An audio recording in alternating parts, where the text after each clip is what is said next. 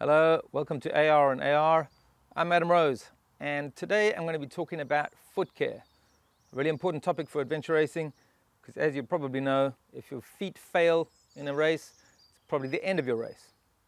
It's a big topic, so let's dive right into it.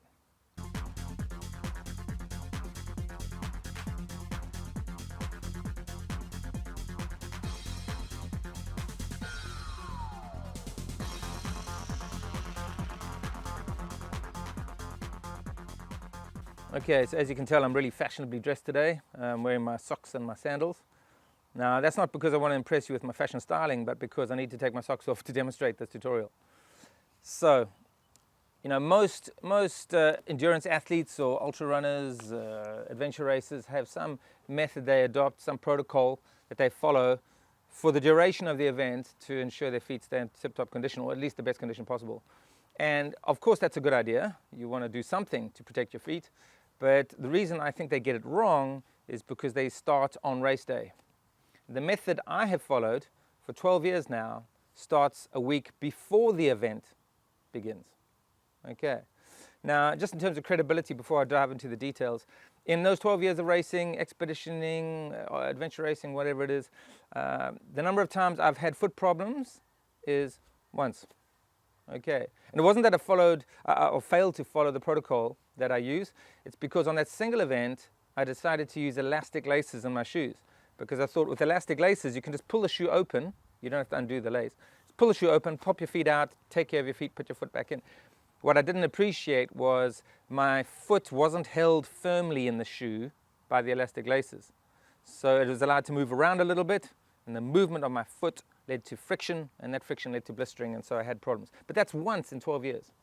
So clearly I must be doing something right, if I have all those other times without any incident. And the method I'm using is not my invention. I won't take credit for it. I did a lot of reading when I first started adventure racing, and I think this is from Ian Adamson, world famous adventure racer. Anyway, point is, I'll explain it to you, and then you can go and see if it works for you. Now, coming back to the method itself. So I'm going to divide this tutorial into the preparation phase, those 7 days leading up to the race, and then what you would do during the race. So 7 days before the race, on the evening of the first of those 7 days, I go to shower, because I tend to shower at night. Jump into the shower, do wash, clean, all that kind of stuff. The point is, for those 5 minutes or whatever it is, I'm standing in water, and that allows my feet to absorb some of the moisture and to soften the feet somewhat. And then just before I finish the shower, this is what I'll do. Okay, I use this thing, it's called a pumice stone. Okay, it's rough, and the point is, you can buy these really cheaply, maybe $1 or £1 in a pharmacy or something like that, supermarket. So the method I follow is, all around the foot, around the sole of the foot, wherever there are rough spots, I'm trying to remove the rough spots. Okay, so around the heel, around the forefoot here, on the toes, anywhere where there's a buildup of calluses or any rough areas. What's ironic here is I'm trying to make my feet soft and supple. And most people don't have that approach. They think for a long endurance event, you need tough feet. For example, in the South African Army, people used to put methylated spirits on their feet to create calluses in the belief that they would protect their feet. Now, there's no point in having calloused feet unless you're literally going to race barefoot. And nobody does that, right? But if you were racing barefoot, you obviously need to protect your feet against the stones and thorns and whatever. So that's the only time you should have calluses. But because we're all wearing shoes, what you actually want is feet where there aren't any calluses or rough spots, because those calluses lead to friction. And that friction leads to the buildup of heat and leads to blistering. So by using the pumice stone, I'm removing all those rough spots. And I'm not pressing very hard. I'm not trying to damage my feet. The race is coming up in a few days. So you just use the pumice stone around, and I jump out of the shower, and I'm going to go to bed. Before I go to bed, I'll take some moisturizer. Now, it's not really important what kind of moisturizer you use.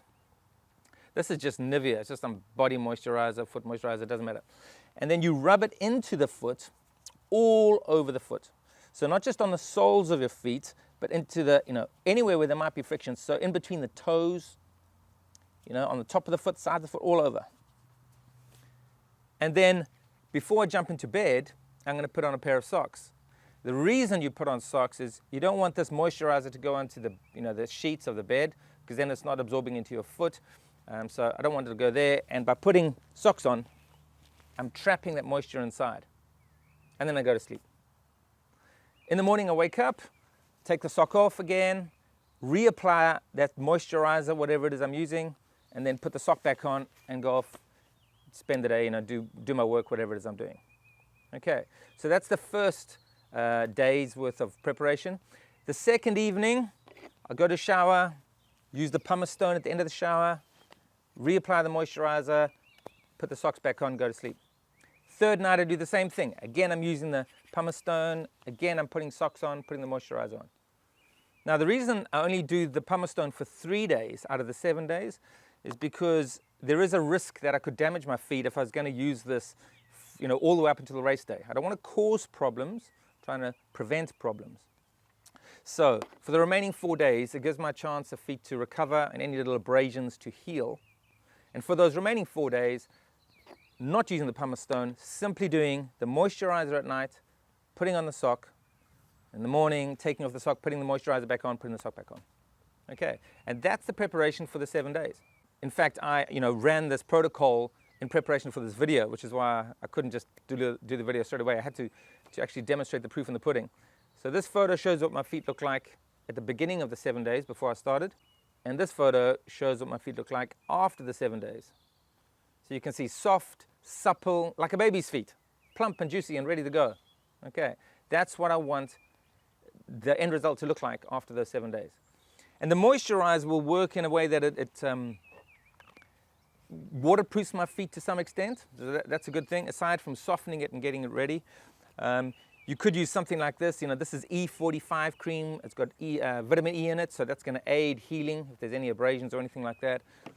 And generally, I avoid Vaseline or petroleum jelly. The reason I don't like this stuff for this protocol is because Vaseline traps moisture inside. So you'll find most of the lubrications and creams that people use avoid Vaseline, if at all possible.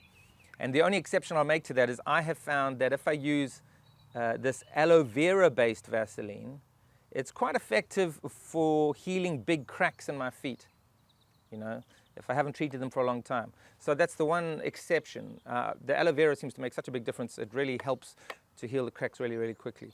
But otherwise, you know, the moisturizer that you use, it's not really important which one you use. And if I had nothing else, yes, I'd use Vaseline for those 7 days. So the goal for the first 7 days was preparing the feet. And now we move on to what would happen during the race itself. Before the race starts, you know, I'll take off my socks.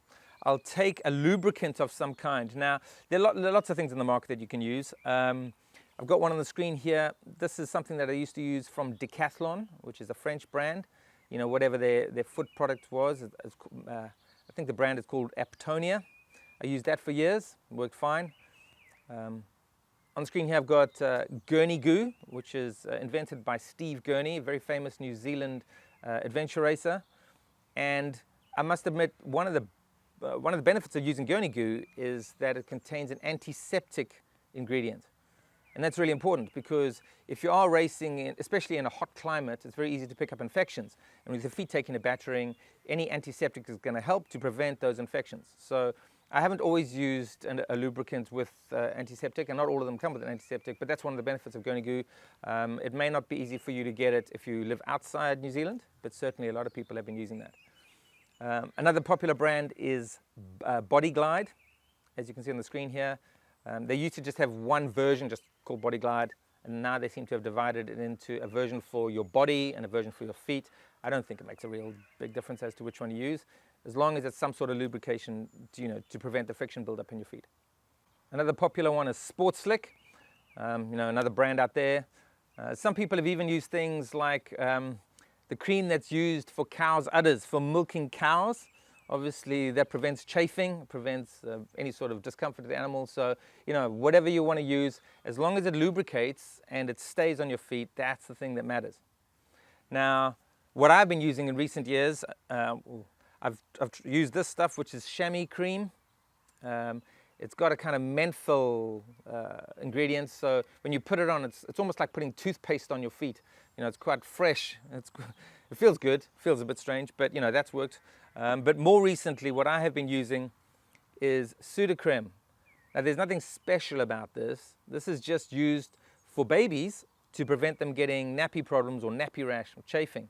So it's got a lot of uses, including sunburn protection and acne and all sorts of other things, I don't know, eczema. But the reason I use this is because if it's good enough for babies, it's certainly going to be good enough for my feet, and it contains that antiseptic ingredient, and it's cheap as chips. So you can buy this kind of thing, Sudocrem, from any pharmacy, even supermarkets.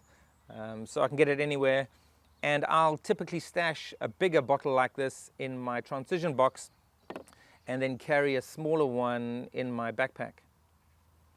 So having chosen the lubricant that you're going to be using, before the race starts, take off my socks, of course, apply this lubricant all over my feet, rub it into the foot really, between the toes everywhere, put the socks on and start the race.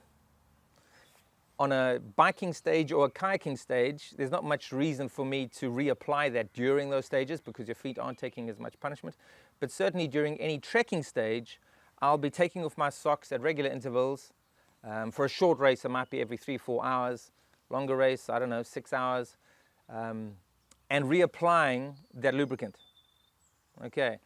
At the very least, every time I hit transition, whether that transition is for trekking, biking, kayaking, whatever it is, at every transition, I'll take my socks off when I come into the transition and then walk around the transition area in flip-flops or Crocs, some lightweight shoe that's going to protect my feet from injury from the ground, but allows my feet to air out and to dry out, right? And then before the stage starts, the next stage, I'll take, in this case, the Sudocrem, rub it all in, put the sock back on, and then head off on the stage. Okay, that is, for me, and as I've told you, it's worked really, really well for all these years. Keeps my feet in very good condition, that I don't get trench foot, my feet don't soak up all the moisture because of the preparation phase and then the lubrication like this. And as I said, I'm not using Vaseline because I'm not trying to trap moisture inside. I do need my feet to dry out somewhat during the stage itself. Another consideration with whatever lubricant you're using, you don't only need lubricant on your feet to prevent that chafing. You might need chafing, between your legs or, on your chest or wherever you need lubrication, or the bottom of your spine from your backpack. What I am quite careful about is I don't use the same lubricant for all the areas. Why? Because your feet go through filthy mud, dirt, who knows, all sorts of things like that. And I don't want to transfer that to my groin or to wherever else and risk infection. So what I tend to do is I have little bottles like this. So let's just say one bottle of Sudocrem and another bottle of, it could be the same kind of lubricant, but in a separate container. So 2 separate containers labeled accordingly. That way I know which one I'm applying, and then I'm reducing the chance of transferring any germs from my feet to anywhere else in my body. And then in terms of the socks itself, the socks, some people use Injinji socks, as I have on the screen right now, which separate your toes individually. Some people swear by those things. Some people swear by various brands. For example, Darn Tough Socks, very famous brand, they guarantee their socks. Now, there's nothing wrong with having lovely, expensive socks. In my experience, it's not necessary. I haven't needed them, but if you can get them, that's good. All I've used is cheap synthetic socks that I've got, in my case, from the local supermarket, from Aldi or Lidl or something like that. I've used them for literally over 10 years and they've worked fine.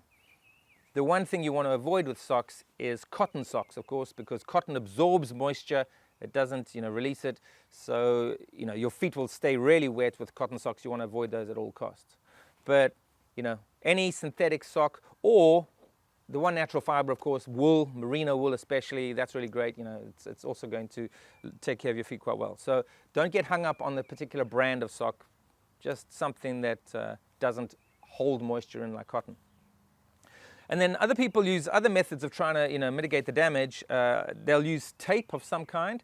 I am not a believer in tape. The reason I'm not a believer is because if I tape my feet up before the event starts, the race starts, it's possible over time the tape will bunch up, and any bunching up, when it starts peeling off your feet, is going to lead to rough spots, which is going to lead to friction, which is going to lead to even worse foot problems. So I never tape my feet before a race.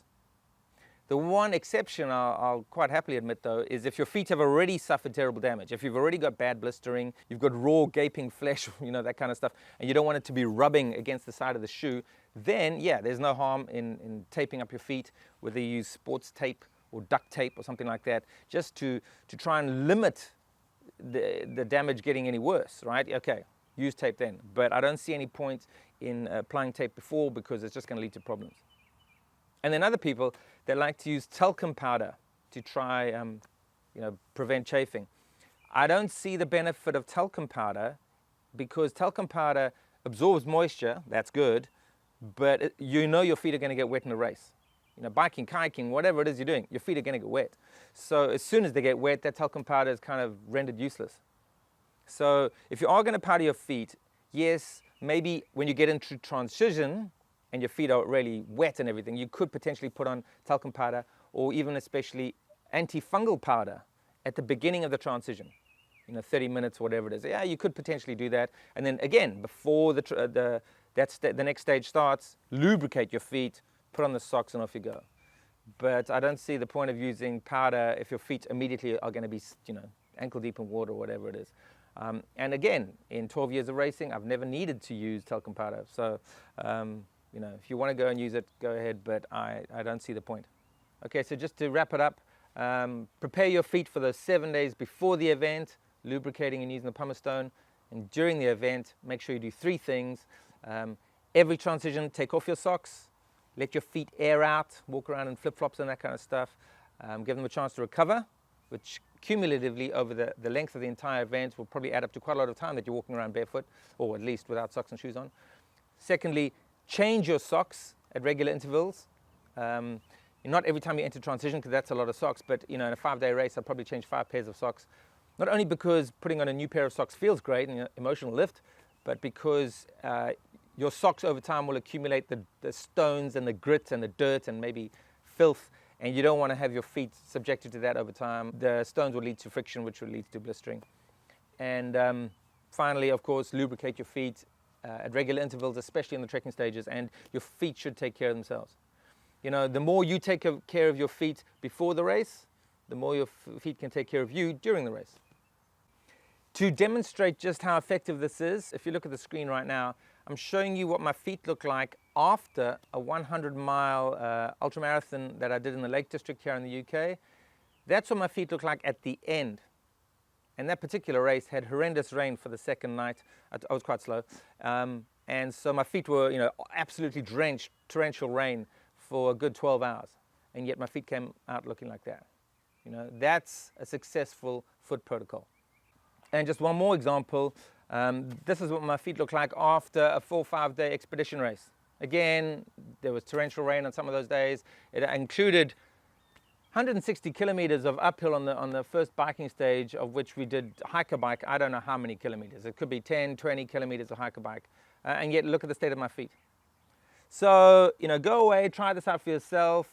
I have recommended this method to many people over the years. The feedback has been positive. It's been like, wow, my feet didn't look bad. I might have got a little blister on my toe, but otherwise, my feet look great at the end of the event compared to their teammates, who chose some other method, and their feet didn't look quite so good afterwards.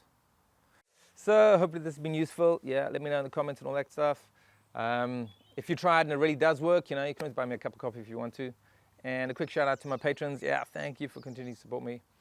And to everybody, yeah, I'm glad I finally got this episode out. It's such an important topic for adventure racing. And, yep, hopefully I'll see you on the next one. Cheers.